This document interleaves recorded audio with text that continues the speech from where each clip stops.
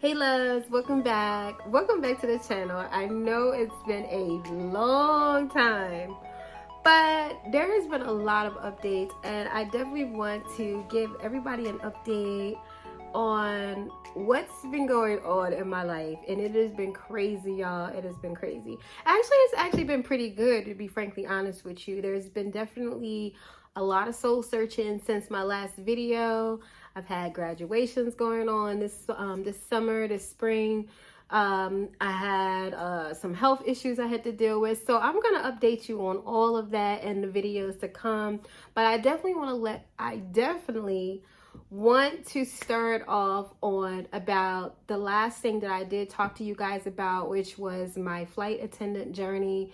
And y'all, let me tell y'all, honestly, I really thought that was for me. And during that process too, just so you know, there was also a couple other airline companies that wanted to do interviews and wanted me to fly to wherever their location was at. But the first interview that I had, the experience was just not the greatest. So let me just get right into the video.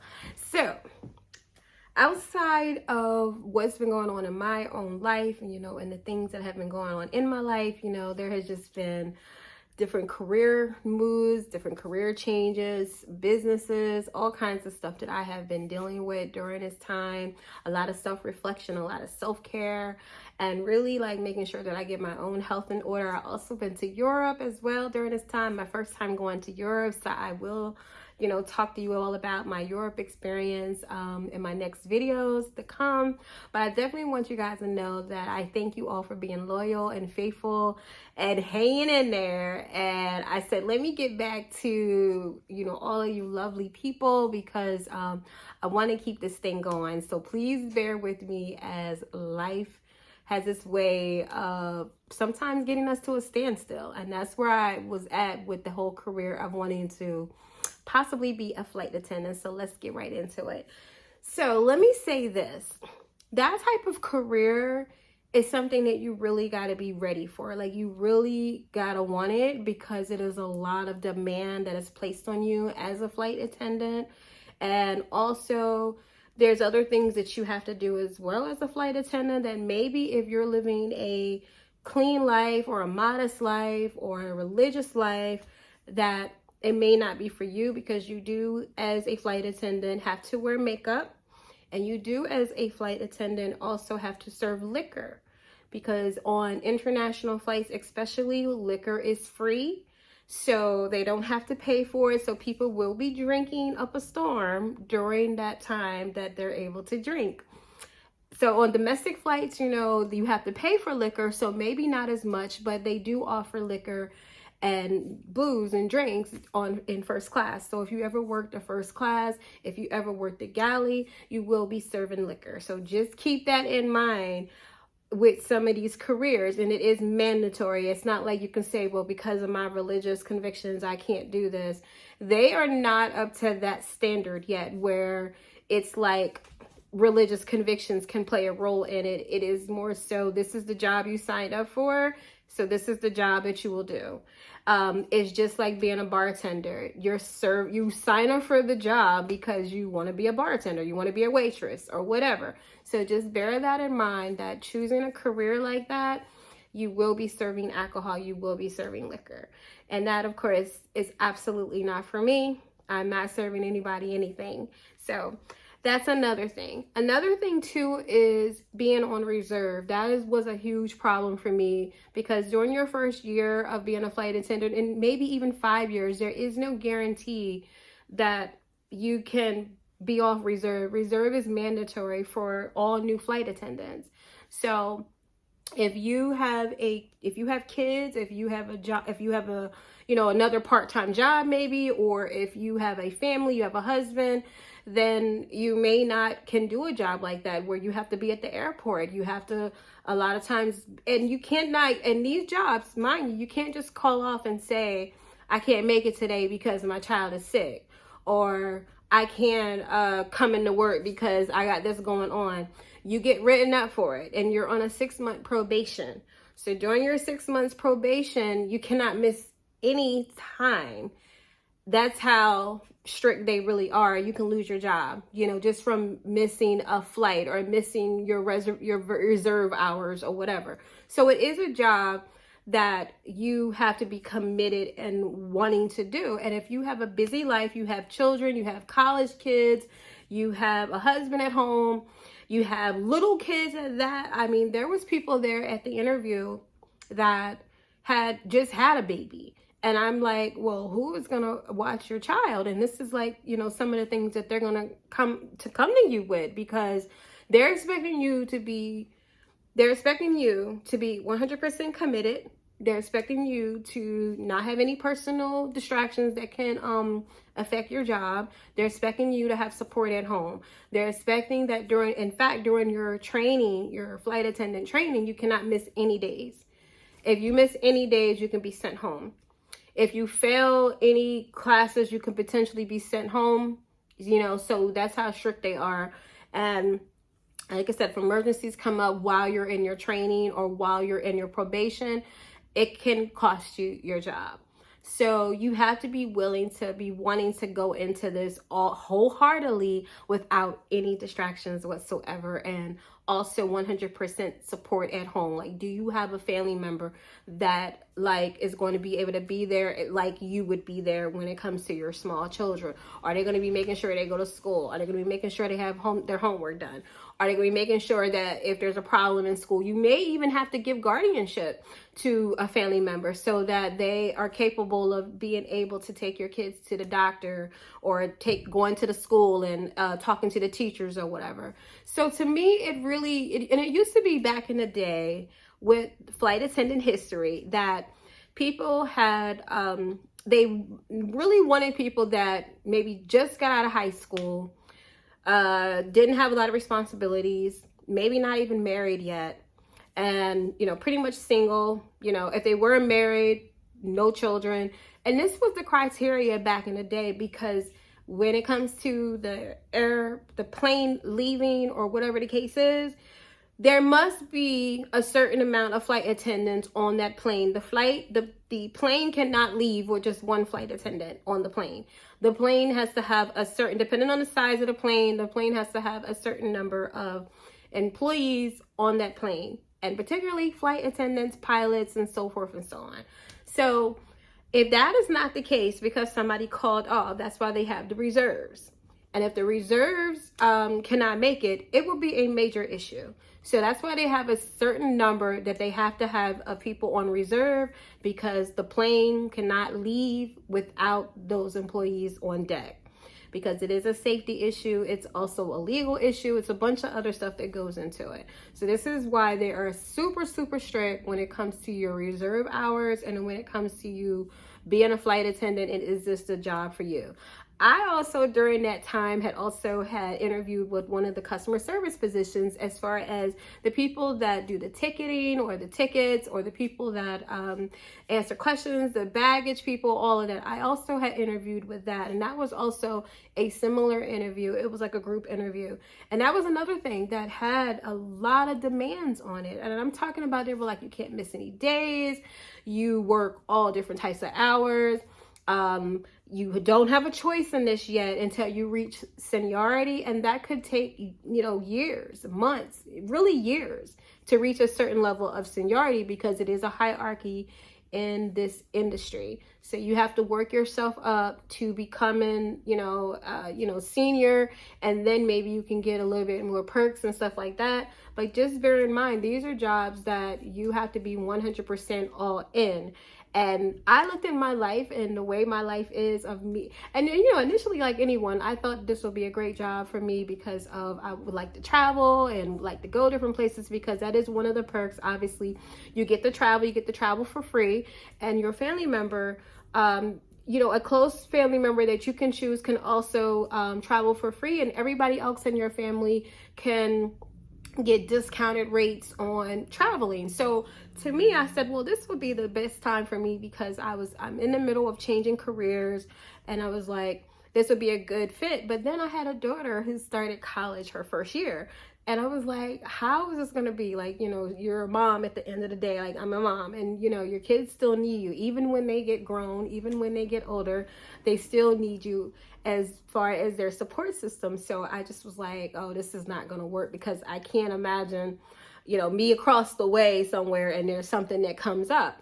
So that's why I said that you really, you know, and I thought to myself, is my child ready to be out on her own? Like, is she literally ready, mentally ready, physically ready to just be like, you know what, I got this? And I didn't think that she was ready yet, you know. And that's why I say that when you are looking at these new career jobs and jobs that you think will be a good fit for you, you have to look at your whole entire family demographics, and is this the best move for me at this time?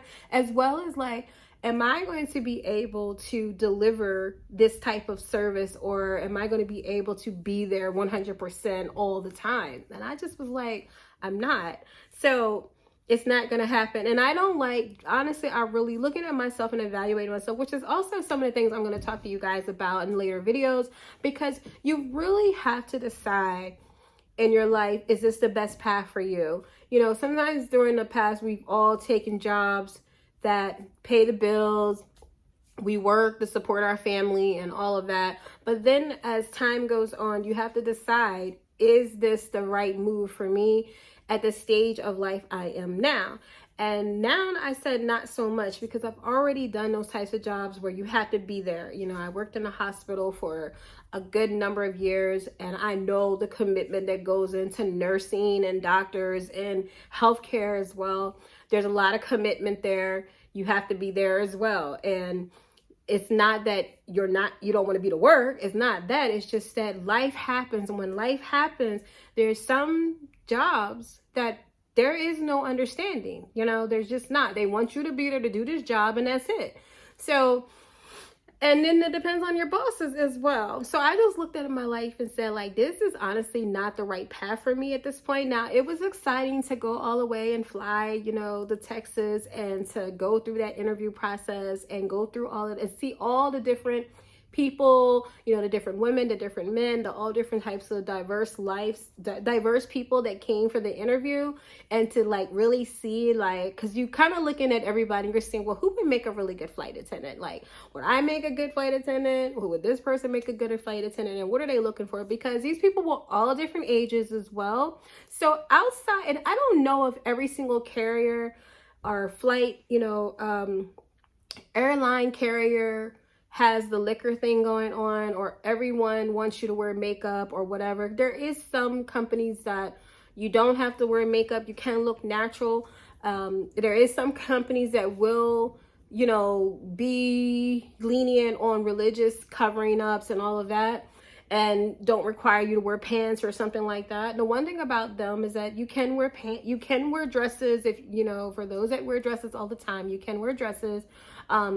And you probably would have to get a uniform. As far as the way you wear your dress, you have to get something that still looks like the structure of what they have. So for example, when you're wearing a longer skirt for the uniform, then it still needs to be in the material of what the uniform that they wear will be in. So it has to be more structured, more like a suit material.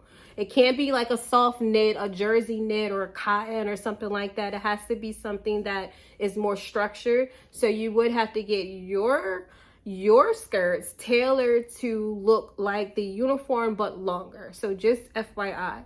So, and then of course, you know, like I said, there was definitely other companies that had wanted me to come and interview, but I just was not, you know, they wanted me to pay for my own ticket to go out there. And I know from just watching other videos that is sometimes how they rule people out, because if you're going to pay for your own ticket, you might definitely be showing them that you're more committed versus them paying for it.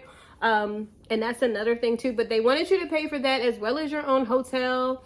And some of these locations, you know, it was like in Chicago. I think another place was in Vegas. I'm not sure, but I was definitely getting like a lot of like interviews for me to come. But I just was like, no, it's not for me. You know, once I had that first interview, I knew that this was not the industry for me, especially like when I did the interview with the customer service position as well. that was just too much commitment. And I just felt like at this stage of my life, I just want to be a boss lady. That's it. I don't really want to be in the position where I am under such stringent, strict, situations anymore, because I've already done that. And once you've done that, you know what the way you want your life to be. You want more flexibility. You want a job that's either virtual, if you're a mom, or, if you're just like, I don't want to be in the work industry no more, as far as like in the atmosphere of other employees, because, it can be a bunch of drama sometimes. So it is something that for us that have religious convictions, for us that serve God, we know that there is just some jobs we just cannot have. That's just the bottom line. There are some jobs that is just too much drama with them. So anyway, I just want to say this, that sometimes you go through the process of seeing if this is something for you. And I went through the process because I didn't want to not try it out. I didn't want to say, well, because it's always been in the back of your mind, like, let me find out for myself what it's really like. You hear the stories, you watch the videos, you read the interviews on YouTube, you do everything that you can possibly do to try to see if this is like what you might want to do. But then when you get into it, you're like, oh no, this is not for me. And that's what I wanted. I wanted the experience to fly somewhere, because I thought that was very hype. I really did. I thought that this was the first time a job ever paid for me to come interview.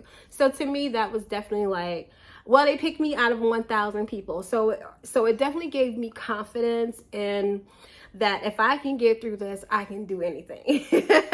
But again, we all have to know what our limitations are. And for me, there's definitely that thing of not being on probation for 6 months. I cannot do that. I cannot not miss work. I mean, honestly, life happens. And if it's going to be like, jeopardizing the job versus like something happens, or, your kid gets sick or emergency happens, and I'm not saying that's the case, but I'm just not ready for that type of commitment yet, especially when it comes to a job.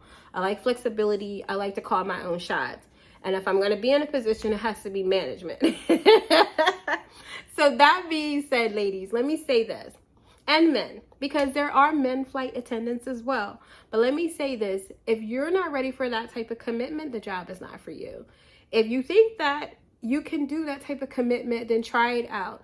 Again, you have to work. You do have to be concerned with some of the things that do happen. Like I said, the serving of the alcohol, the working the galley, not missing any days from work, being on reserve. And guess what? And I didn't tell you guys this. And also with the company I did interview with, the starting salary was $30 an hour. But keep in mind, your first year, you're on reserve with reserve hours of 80 plus hours. That is 80 hours guaranteed. However, bear in mind, that's it. So unless you take additional flights, you cannot never interfere with your reserve time slot. So if these other flights that you might want to take to earn more money, to earn extra money and stuff like that, they cannot overlap into your reserve hours. Your reserve schedules, their schedules are put out in advance, so you pretty much know what your reserve hours are. But you can't go take extra flights that will interfere with your reserve time. So just FYI. So if there is other flights that you see on the board, you still may not can take them, because of you have to be committed to your reserve hours. So just so you know. So even though that $30 an hour does sound good, because you're like, dang, I can maybe work all these hours, blah, blah, blah, and have all of this money coming in. Because you can work like that. To me, your reserve time is really the worst year for you. The reserve, because they're very strict on the reserve hours. And until you get past your reserve hours, and you can pretty much work whatever schedule you want. If you want to work just 2 days a week, you can. So you don't have to work required hours. Obviously the more hours you work, and the more money you make, but you don't get paid until the plane leaves, until the door closes and the door opens back up. So the time getting to the airport, the time waiting for the plane to board, you're not getting paid for that, ladies. So just so you know, you don't get paid until the door is closed and the door is open. That's when your hours start racking in. So a lot of people think that, well, when I arrive at the airport, that's when I start getting paid. No, not for the flight attendants. maybe for the customer service positions or the other positions, because there's all of these other positions in the airport. But for the flight attendants, they don't get paid until the door opens and the door closes. That's the way it is. And their pay stops when the door opens, you know. So until they get on their next flight, that's when their check starts again. So it's not like a regular job of you just working 8 hours a day. It doesn't work like that. It's flight hours. So bear that in mind too. So again, you may not make as much your first year. And I'm already was used to making a certain dollar amount from working a regular 9 to 5. So me looking at, okay, well, maybe once I get through my first year, I will be making pretty decent money. But you got to get through that first couple years. And there's no guarantee, ladies, that you could be on reserve for years. You know, it's not like I get through a year and then maybe they'll take me off reserve. It's a hierarchy. So that hierarchy does matter in the industry, in the flight attendant industry. It's a union as well. It all matters. So I just want you to understand that it sounds good when they say, oh, $30 an hour or $35 an hour, or whatever it was, or $50 an hour. But if you only working like 10 hours, that's not going to make no difference. So I just want you to understand that. So anyway, ladies, this was really the video that I wanted to talk to you guys about, to kind of give you an update on what was going on in that whole flight attendant journey. There is definitely going to be more videos to come. I just wanted to at least, you know, kind of like start off where I left off at. So glad you guys stuck around. Please stick around for the next videos, and also my new subscribers, thank you all as well for joining the journey. I will be bringing more videos to come. My next videos are going to be posting every week, so please bear with me as we get through this journey together. So anyway, guys, I will see you on the next video, and bye for now.